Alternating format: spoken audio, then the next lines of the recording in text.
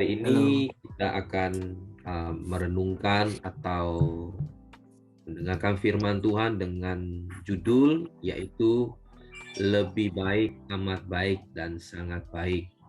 Kenapa kita harus mendengar hal ini? Kenapa ini menjadi penting? Karena di dalam kekristenan itu memang bicara satu pertumbuhan, ya. Jadi menjadi Kristen itu bukan Kristen yang hanya kita cukup percaya. Memang itu percaya adalah langkah awal, tidak bisa tidak. Karena tanpa kita menjadi percaya, maka kita tidak akan bisa bertumbuh. Itu keyakinan kita, itu iman kita. Jadi orang yang di luar Kristen, orang yang belum percaya, untuk bertumbuh di dalam kerohaniannya menurut kita, ya, menurut pandangan kita, menurut Alkitab kita itu tidak bisa. Karena untuk bertumbuh itu adalah satu hal yang pertama adalah kalau Tuhan yang tidak berinisiatif untuk menemukan kita, untuk memilih kita, maka itu tidak mungkin. Itu adalah konsep kekristenan. Nah, jadi hari ini kita akan lihat firman Tuhan di dalam Yohanes 15 ayatnya 1 sampai dengan ke-4. Yohanes 15 ayatnya yang pertama sampai dengan ke-4. Saya akan bacakan. Ya. Oke. Perikopnya adalah pokok anggur yang benar. Akulah pokok anggur yang benar dan Bapakkulah pengusahanya. Setiap ranting padaku yang tidak berbuah dipotongnya, dan setiap ranting yang berbuah dibersihkannya supaya lebih banyak berbuah. Kamu memang sudah bersih karena firman yang telah kukatakan kepadamu. Tinggallah di dalam aku dan aku di dalam kamu, sama seperti ranting tidak dapat berbuah dari dirinya sendiri kalau ia tidak tinggal pada pohon anggur. Demikian juga kamu tidak berbuah jikalau kamu tidak tinggal di dalam aku. Ya, jadi firman Tuhan ini adalah untuk kita yang sudah percaya. Nah, Bapak Ibu, yang pertama adalah kita harus menjadi lebih baik. Apa pengertian lebih baik di sini adalah saat kita belum menjadi orang percaya dan setelah kita menjadi orang percaya, seharusnya lebih baik. Ya, semestinya harus lebih baik. Makanya kita adalah dikatakan seperti pokok anggur yang benar. Nah, ini artinya kan awalnya bukan kita menjadi atau ada bersama dengan pokok anggur ini. Tapi setelah waktu kita percaya, kita dicangkokkan kepada pokok anggur ini. Sehingga kita bisa dikatakan adalah Kristen-Kristen cangkokan. Kenapa? Karena bangsa pilihan itu adalah Israel. Umat pilihan itu yang asli adalah Israel. Tetapi firman Tuhan mengatakan bahwa kita adalah Israel cangkokan nih. Nah, artinya dulu nggak percaya, sekarang percaya. Ini adalah awal yang dikatakan lebih baik. Nah, arti pengertian di sini artinya saat kita belum jadi Kristen, lalu kita sekarang jadi Kristen, seharusnya kita lebih baik daripada sebelumnya. Ya, lebih baik di dalam hal apa? Ya, di dalam kehidupan kita. Ya, meskipun rugi, harus berkorban, tetapi kalau itu lebih baik, ya maksudnya tidak berbuat jahat, itu yang harus kita pilih.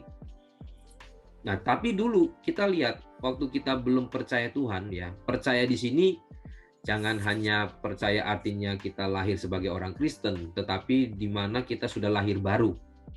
Ya, sudah lahir baru. Kalau dulu kita belum percaya, belum lahir baru. Kalau kita hitung, kita rugi, kita harus berkorban, lebih baik kita buat sesuatu, ya mungkin bisa jahat, mungkin bisa tidak menyenangkan, yang penting gua aman. Ya. Tapi sekarang enggak. Kita meskipun rugi, harus berkorban, tetap kita harus melakukan yang baik. Nah, inilah yang dikatakan lebih baik saat kita percaya Tuhan. Ini harus ada. Jangan kita menjadi Kristen, akhirnya ya sama seperti dulu gitu loh. Ya, kalau rugi, kalau memang ini harus berkorban, ya lebih baik nggak buat baik deh. Bahkan mohon maaf, kalau kita harus berbuat jahat, itu maka tidak akan berkenan di hadapan Tuhan. Nah, firman Tuhan di dalam 1 Petrus 3 ayat 17. Boleh kita buka di dalam 1 Petrus 3 ayat 17.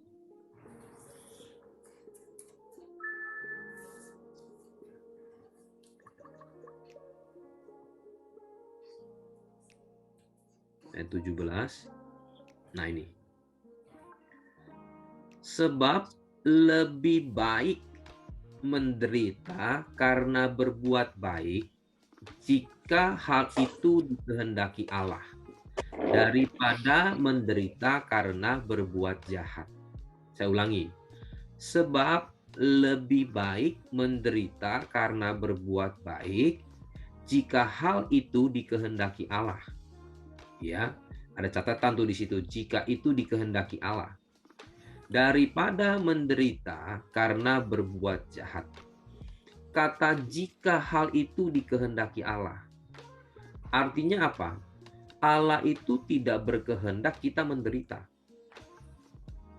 Allah atau Tuhan tidak berkehendak kita ada masalah. Tuhan tidak berkehendak kalau kita hidupnya sulit, enggak. Jika, makanya ada kata jika hal itu dikehendaki Allah, artinya kalau saja itu diizinkan Tuhan, ya, masalah kan bisa dari berbagai aspek. Bisa karena bencana, bisa karena orang lain, karena kelalaian kita, dan seterusnya. Tapi itu bukan datangnya dari Tuhan. Tapi kalau Tuhan mengizinkan, nah maka kita bisa memilih. Menderita berbuat baik, atau menderita berbuat jahat. Nah itu di kita responnya. Nah sehingga firman Tuhan mengatakan lebih baik. Dari dulu sebelum kamu nggak percaya, lebih baik kamu berbuat baik meskipun harus menderita. Daripada kamu menderita karena berbuat jahat. Sama-sama menderita kok, diizinkan Tuhan. Kenapa kita tidak memilih yang baik, tapi kita memilih yang jahat? Makanya Tuhan katakan lebih baik memilih yang baik. Nah, di dalam kehidupan kita pun seringkali kita seperti itu. Masalah bisa datang diizinkan Tuhan, ya macam-macam. Masalah dengan orang, masalah dengan pekerjaan, masalah di dalam keluarga, masalah dengan hidup kita, masalah dengan penyakit kita, semua itu bisa terjadi. Tapi ingat, Tuhan tidak berkehendak seperti itu. Tapi jika dikehendaki Tuhan, jikalau Tuhan mengizinkan, kita memilih dua hal. Tetap masalahnya sama, tetap sama-sama menderita, sama-sama sulit. Tapi kita mau pilih yang mana nih? Pilih berbuat baik atau berbuat jahat? Tapi Tuhan katakan lebih baik berbuat baik. Jadi kalau itu datang di dalam kehidupan kita, ya kita pikirkan. Kalau saya lakukan ini, artinya ini baik. Kalau saya lakukan ini jahat. Nah, Tuhan mau kita melakukan yang baik. Dan firman Tuhan mengatakan, apa yang kamu tabur, itu yang akan kamu tuai. Nah, kalau kita memilih berbuat baik, percayalah di kemudian hari itu akan tumbuh yang baik. Tapi kalau kita memilih berbuat jahat, maka kelak kita juga akan menuai sesuatu yang jahat kembali kepada kita. Jadi Tuhan perlengkapi semua. Tuhan akan jawab semua, Tuhan akan kasih solusi, yaitu kalau kita berbuat baik saat kita kesulitan, maka kita kelak akan menuai yang baik. Nah, Bapak Ibu Saudara yang dikasihi Tuhan, sekali lagi bahwa Tuhan tidak berkehendak kita menderita. Nah, menderita di sini juga kita harus jangan sampai salah persepsi ya. Menderita itu menurut saya adalah satu sikap. Bukan bicara tentang banyak orang pikir begini, ikut Kristen menderita artinya sakit-sakitan, hidupnya itu kekurangan, mohon maaf meskipun bisa kurang, meskipun bisa sakit. Tapi menderita ini di sini jangan ditaruh satu konsep, waduh kalau begitu saya harus menderita ya berbuat baik, kalau begitu saya sakit-sakitan yang penting. Bukan. Menderita di sini adalah kita tuh menderita karena menyangkal diri kita melakukan sesuatu yang baik. menyangkal diri kita melakukan sesuatu yang benar. Itu menderitanya di situ. Nah, saya kasih contoh. Bisa nggak orang sakit itu menderita? Pasti dia menderita karena sakitnya. Tapi orang sehat bisa nggak menderita? Bisa juga. Menderitanya bukan karena sakitnya, menderitanya dia harus menolong orang yang sakit. Bagi dia sulit. Orang kaya bisa nggak menderita? Bisa. Orang miskin juga bisa menderita loh. Menderitanya orang orang miskin apa? Ya dia tetap harus menyangkal dirinya, hidup tetap harus berbuat baik. Meskipun punya kesempatan, ya mungkin karena butuh uang, dia mau buat jahat, tapi harus menderita karena berbuat baik, dia nggak mau buat jahat. Jadi menderita di sini sekali lagi bukan soal sakit atau keadaan orang tersebut, tapi di mana dia menderita harus menyangkal dirinya dan terus berbuat baik. Meskipun sehat, sakit, kaya, miskin, apapun, dia harus menderita karena berbuat baik karena kebenaran itu. Nah, ini penting sekali ya. Jadi sekali lagi lebih baik artinya kita menjadi orang Kristen sekarang harus lebih baik sebelum kita menjadi orang Kristen. Yang kedua, amat baik. Tadi firman Tuhan dikatakan dibersihkan. Artinya setelah kita dicangkokkan, kita kan mulai nih bertunas, ya, mulai bertumbuh. Lalu nanti akan muncul yang namanya ya mungkin ada yang rusak, yang busuk, semuanya itu akan dibersihkan. Artinya waktu menjadi amat baik itu ada yang namanya proses. Tapi ingat, harus progres. Jangan banyak protes. Nah, ini. Banyak kita menjadi orang Kristen nih, waktu Tuhan mau proses kita bukan ikuti proses itu sehingga menjadi progres, tapi kita banyak protes sama Tuhan. Sehingga orang yang banyak protes sama Tuhan, maka dia nggak akan berprogres. Dia akan stagnan. Karena apa? Karena Tuhan waktu mau proses dia komplain ini, komplain itu, nggak taunya Tuhan sedang ingin bawa dia naik kelas sebetulnya. Ya, tapi karena dia protes terus, akhirnya dia nggak mau ikut proses itu, nggak akan progres. Tapi ada juga yang kedua, dia proses terus tuh. Ya Pak, namanya Kristen kan diproses. Namanya Kristen diproses. Tapi prosesnya nggak pernah progres. Nah, ini jangan-jangan dia nggak ikut proses. Gitu. Proses itu jelas di dalam Tuhan harus berprogres karena dibersihkan. Setelah dibersihkan itu pasti akan menjadi lebih baik, amat baik. Ya. Di dalam Ibrani 5, coba kita baca. Ibrani 5 ayatnya yang ke-13 sampai dengan ke-14.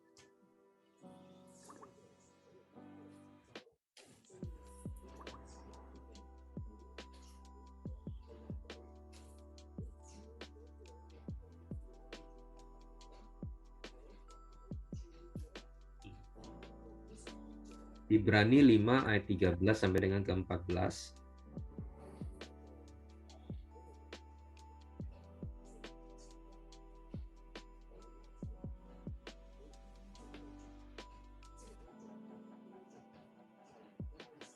Saya bacakan, sebab barang siapa masih memerlukan susu, ia tidak memahami ajaran tentang kebenaran.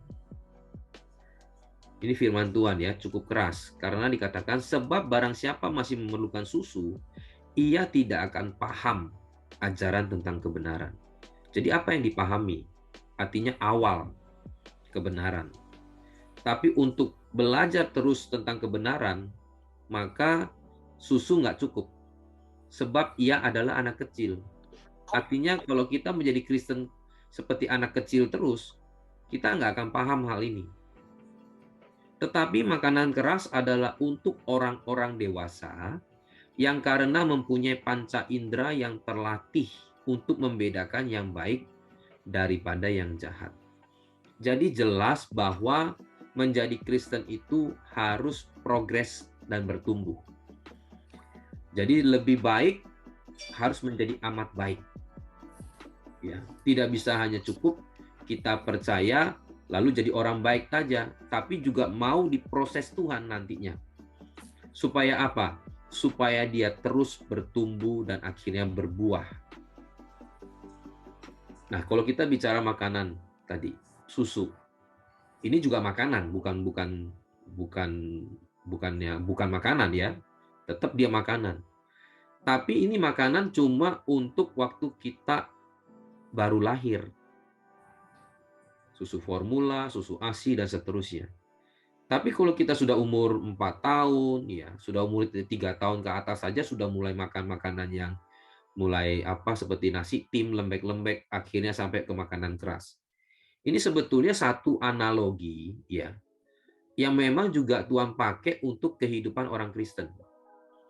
Coba waktu kita lahir ke dunia ini, wah semua orang sukacita, semua orang senang. Saat kita percaya Tuhan juga sama, kita sukacita mengalami hal yang luar biasa. Tapi ingat, hidup bukan sampai di sekedar sampai sukacita itu aja toh. Bayi yang lahir itu bukan hidup sebagai bayi aja kan. Dia harus proses dan progres. Harus dikasih makan, dia harus merangkak. Lalu dia juga harus nanti dewasa, dia harus mengalami gejolak di dalam hidupnya. Sama. Waktu kita terima Tuhan, kita lahir baru. Lahir juga, tapi lahir dalam hal rohani. Lahir baru. Nah, saat kita lahir baru, kita sukacita. Luar biasa. Tapi nggak bisa stop sampai di sana. Kita harus progres. Belajar firman itu bukan hanya belajar di depan aja, tapi harus menerima juga seluruhnya. Nah, itu yang dikatakan makanan keras. Makanan keras itu sekali lagi bukan keras itu harus pokoknya seperti ditemplak-templak gitu, bukan. Ya, keras itu bertumbuh. Artinya mengenal Tuhan bukan dari satu sisi mujizatnya saja, tapi ikut Tuhan itu harus seperti ini, harus mengetahui, harus terus bertumbuh. Ya, jadi itu seperti itu, bukan keras yang artinya ikut Tuhan bagaimana gitu ya. Harus tadi katakan menderita sampai sakit-sakitan, pesakitan, enggak. Nah, makanya ada teori yang dikenal di dalam teologi itu, waktu kita percaya Tuhan itu justification namanya. Pembenaran itu datangnya dari Tuhan. Kita diberi iman. Nah, iman ini kita mau lihat lebih jauh pun, ya ini saya tambah sedikit lah. Iman pun kalau kita mau lebih jauh pun ada dua macam iman. Dua macam iman. Iman secara umum itu diberikan kepada semua orang di dunia ini. Artinya apa? Iman secara umum. Iman percaya bahwa adanya Tuhan. Tuhan ya. Bukan Tuhan Yesus, Tuhan. Jadi semua umat manusia di dunia ini percaya adanya Tuhan. Pak, ada orang ateis nggak percaya Tuhan. Menurut saya dia juga tetap percaya ada Tuhan. Kenapa? Saat dia meragukan ada Tuhan, artinya dia percaya ada Tuhan. Saat orang tanya, kalau ada Tuhan tunjukkan kepada saya, itu dia percaya adanya Tuhan. Makanya dia minta bukti. Orang saat ada masalah, saat dia mentok, ya, meskipun dia orang beranda, preman, pasti dia ingat adanya Tuhan.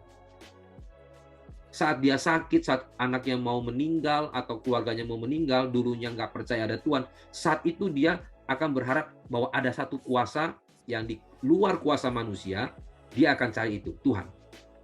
Nah, inilah yang dikatakan iman secara umum, bahwa di dunia ini semua percaya yang ada namanya Tuhan. Itu Tuhan kasih. Mau Kristen nggak Kristen, semua Tuhan kasih. Tapi iman yang kedua, yang tadi kita bilang justification itu, pembenaran, itulah iman kepada Kristus, yang nggak semua orang ada.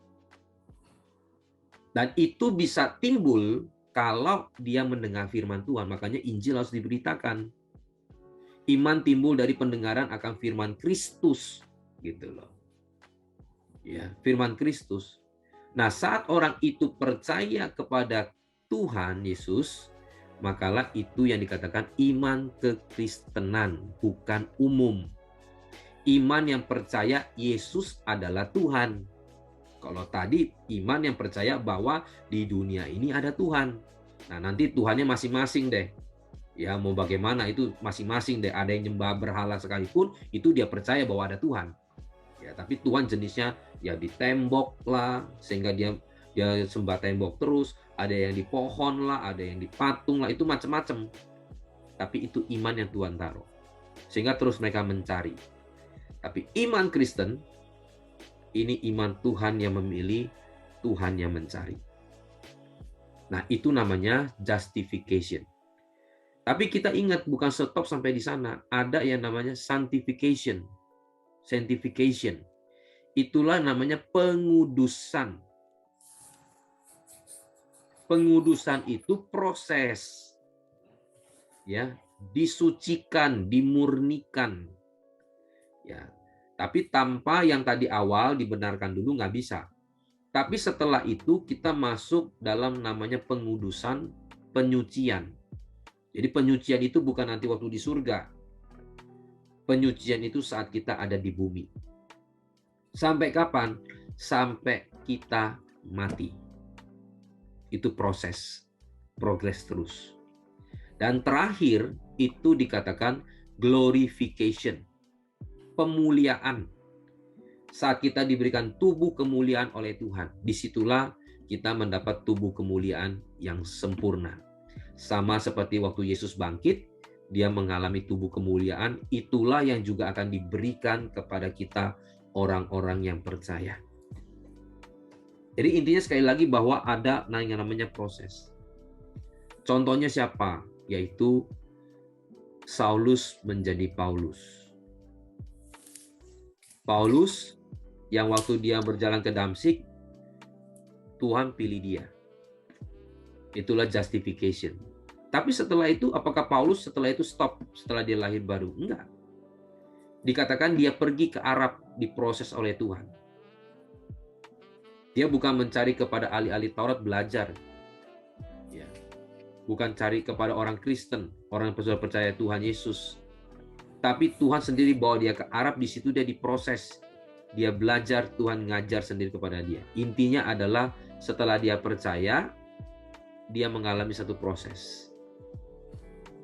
Nah setelah itu apa? Masuk yang tahap ketiga. Sangat baik. Apa yang setelah itu Paulus katakan? Jikalau aku boleh hidup di dunia ini, aku harus bekerja memberi buah, dan buahku tetap.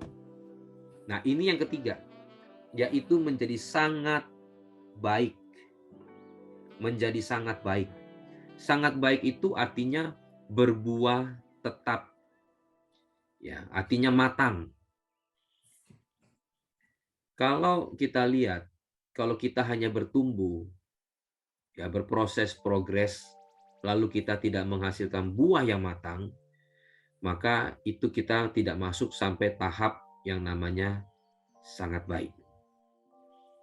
Paulus setelah itu dia berangkat pergi ke Arab, setelah itu dia mulai bekerja bagi Tuhan, ya. Lalu dikatakan apa? Dia kepingin pulang ke surga. Lebih baik aku balik kepada Bapa, kan? Di dunia ini dia bilang dia mengenakan tubuh yang fana. Harus menderita. Menderita apa? Menyangkal dirinya tadi. Ya, harus menyangkal dirinya. Dia sakit juga matanya. Dia juga dikejar-kejar. Stres juga dia di dunia ini. Kepinginnya dia tinggalkan dunia ini, kan, dia bilang. Karena dia tahu harapan dia kepada Kristus itu sudah, bahwa waktu dia mati pun dia akan masuk surga. Mati adalah satu keuntungan. Dia tahu hal itu.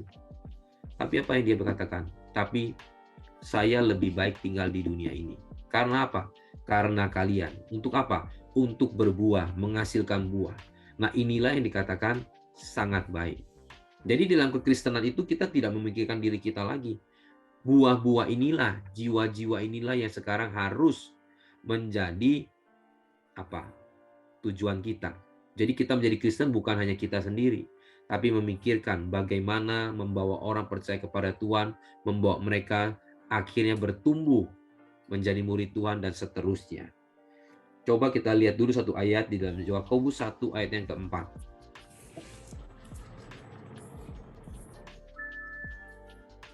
Dan biarkanlah ketekunan itu memperoleh buah yang matang, supaya kamu menjadi sempurna dan utuh dan tak kekurangan satu apapun. Ini yang dikatakan sangat baik. Firman Tuhan pernah mengatakan baik, berkenan, dan yang sempurna. Ya. Baik, amat baik, dan sempurna ini adalah sangat baik. Dikatakan buah yang matang. Nah, kenapa dikasih kata matang itu? Karena ada buah, tapi nggak matang. Apa maksudnya? Karena orang itu nggak tekun, nggak konsisten.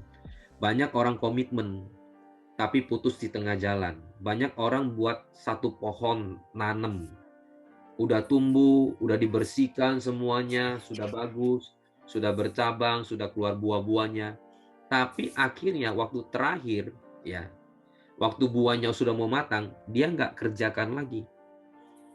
Ya, banyak hal, ya, banyak hal yang bisa membuat orang tersebut tidak mengerjakan sampai akhir. Tapi Tuhan mau kita ini matang dan sampai akhirnya utuh. Itulah yang sempurna. Nah, itu dikerjakan oleh Paulus. Makanya untuk kita bisa menghasilkan buah yang matang itu diperlukan yang namanya tekun. Ketekunan, konsisten. Nah, bagaimana kita bisa konsisten? Orang sering tanya tuh, bagaimana supaya kita bisa konsisten? Bagaimana kita bisa tetap di dalam komitmen kita itu? Lakukan apa yang kita yakini, apa yang kita dengar itu dilakukan, maka kita akan jadi tekun. Ini namanya sebetulnya jawaban itu ada di dalam pertanyaan kita. Bagaimana saya bisa menjadi tekun? Lakukan apa yang kamu tekuni itu, maka kamu akan jadi tekun. Banyak orang begini, bagaimana saya tetap bisa percaya? Lakukanlah apa yang kamu percaya itu, maka kamu akan tetap percaya. Itu loh. Banyak orang bagaimana ya konsisten? Ya lakukan apa yang kamu mau lakukan itu, maka kamu akan konsisten. Jadi nggak usah pusing-pusing, lakukan aja. Nah, itulah yang dilakukan Paulus meskipun harus banyak hal yang dihadapi ya. Nah, kata matang saya mencatat di sini, apa arti dari kata matang? Matang itu ditulis dengan kata teleios, yang artinya matang secara integritas, mental, dan karakter. Jadi pada akhirnya, nanti orang yang buahnya matang itu akan terlihat ujung-ujungnya itu mereka punya mental dan karakter yang bagus. Makanya, baik itu gereja base ya, dan diri kita juga sama siapapun itu, kalau kita membuat orang percaya, kalau kita buka gereja cuma bawa orang datang ke gereja untuk menjadi percaya, itu nggak cukup. Di situ kita harus melatih dia, termasuk kita melatih diri kita, harus mencapai yang namanya kematangan. Kematangan dalam hal apa? Punya karakter yang baik, berintegritas, dan punya mental yang baik. Ini namanya kematangan. Makanya tidak salah kalau menurut saya gereja punya program ya yang mega project 21 itulah buah yang matang, di mana tugas gereja juga harus menjadi sangat baik, membawa jemaat dan pekerjanya untuk punya karakter, termasuk kita dilatih untuk menjadi orang-orang yang matang, buah yang matang, buah yang bisa dinikmati itu. Nah, itulah goalnya, sangat baik.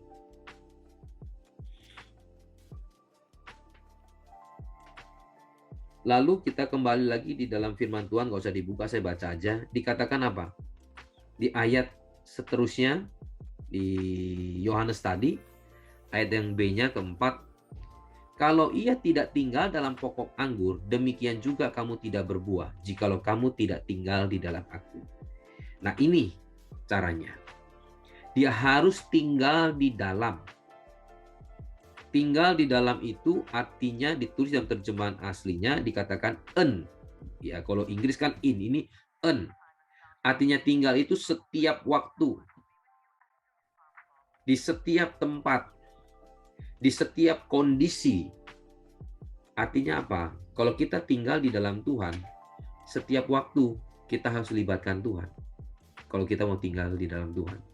Setiap kondisi, meskipun kita kondisi baik, kurang baik pun, kita harus tetap tinggal bersama dengan Tuhan. Tinggal dalam kondisi, waktu, dan tempat, dimanapun tempat kita. Mau di Indonesia, di luar negeri, saat kita pindah tempat, kita harus tetap ingat, kita harus tinggal bersama dengan Tuhan. Jadi tidak bisa dipisahkan. Itulah yang dikatakan tinggal di dalam Tuhan. Nah, mungkin itu renungan kita, firman Tuhan kita pada pagi atau malam hari ini. Kita tunduk kepala, kita mau satu dalam doa. Bapa di dalam surga, terima kasih Tuhan untuk firman-Mu, di mana kami menjadi orang percaya harus terus bertumbuh menjadi lebih baik, amat baik, dan sangat baik. Kami percaya untuk melakukan hal semuanya itu, Tuhan katakan, lakukan. Maka engkau akan percaya dan engkau akan terus tekun di dalam Tuhan sehingga engkau dan saya menghasilkan buah-buah yang matang. Matang itu bicara integritas, bicara karakter kita. Terima kasih Bapak, hamba serahkan semuanya ke dalam tangan Tuhan. Setiap kami yang hadir di tempat ini, kami serahkan ke dalam tangan Tuhan. Di dalam nama Tuhan Yesus, kami sudah berdoa dan mengucap syukur. Haleluya. Amin.